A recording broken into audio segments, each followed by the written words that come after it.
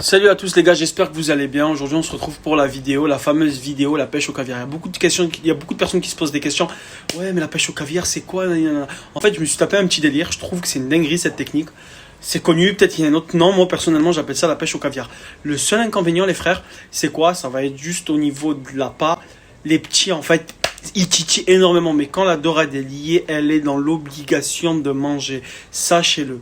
Donc pour pratiquer cette pêche là, vous avez besoin d'un montage en wishbone, en gros une doublette les gars. C'est simple à faire comme montage, j'expliquerai peut-être dans une vidéo si ça vous intéresse comment faire ce montage, mais il y en a plein sur YouTube. Vous avez besoin d'une favouille, c'est tout. Et bien sûr sans oublier un bas de ligne en fluo de carbone, vous mettez à peu près 1 mètre, ça serait parfait. 1 mètre de fluo de carbone, c'est une dinguerie. On se retrouve pour le montage les gars. Donc les gars, on se retrouve pour le montage. Donc vous avez besoin de votre wishbone, votre montage en wishbone. Vous avez besoin d'un ciseau. C'est tout les gars, vous avez besoin que de ça et de votre favouille, qu'elle soit morte ou vivante, c'est la même chose. Vous suivez la même procédure que le crabe en deux. Vous prenez votre favouille les gars, bon j'ai déjà coupé une favouille, je ne vais pas faire du gaspillage. Je vais vous montrer les gars. Vous prenez une favouille, vous gardez les pattes, de préférence gardez les pattes. Vous coupez au milieu, hop, vous mettez un coup au milieu, c'est ce que ça va donner. Ça va donner ça. Ensuite, ça va donner exactement ça. Là vous avez coupé votre crabe en deux. Maintenant, quand vous êtes là, vous enlevez la coque. La coquille en fait, vous l'enlevez, regardez, vous l'enlevez, hop, hop, hop, bien sûr sans abîmer le crabe, hein, parce que c'est très fragile. Vous enlevez la coquille, hop, vous grattez un peu à l'intérieur pour que ça soit plus juteux, tout ça, vous grattez, hop, on va enlever. Voilà ce que ça donne. C'est ça que j'appelle le caviar. Je disais, c'est pour ça qu'on appelle ça le caviar.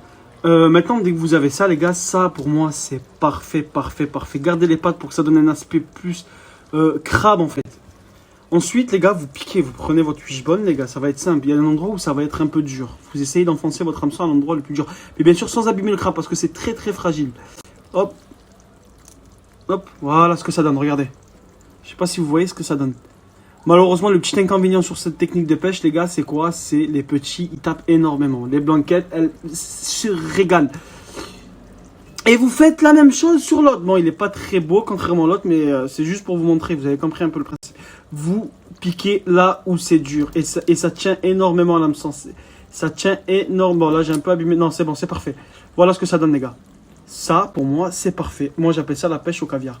Les dorades, elles en raffolent. Ce matin, j'ai fait ça. J'ai monté 2 très belles dorades en 1 heure de pêche. Et j'ai pas eu 2 touches à peu près. Et 2 touches de poisson. Ça, pour moi, les gars, c'est parfait. Sans oublier les gars, prenez du fluo de carbone. Honnêtement, c'est très important.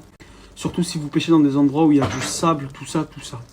Voilà, si vous avez d'autres questions, n'hésitez pas à poser des questions dans les commentaires. Si vous avez d'autres questions les gars, n'hésitez pas à poser dans les commentaires. J'y répondrai directement.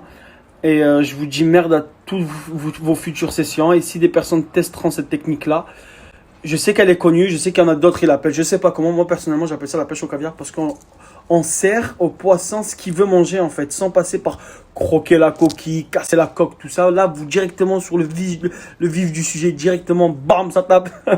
Si vous avez des questions, comme j'ai dit, n'hésitez pas à poser dans les commentaires. Et à bientôt, merde pour vos futures sessions. Bisous les gars.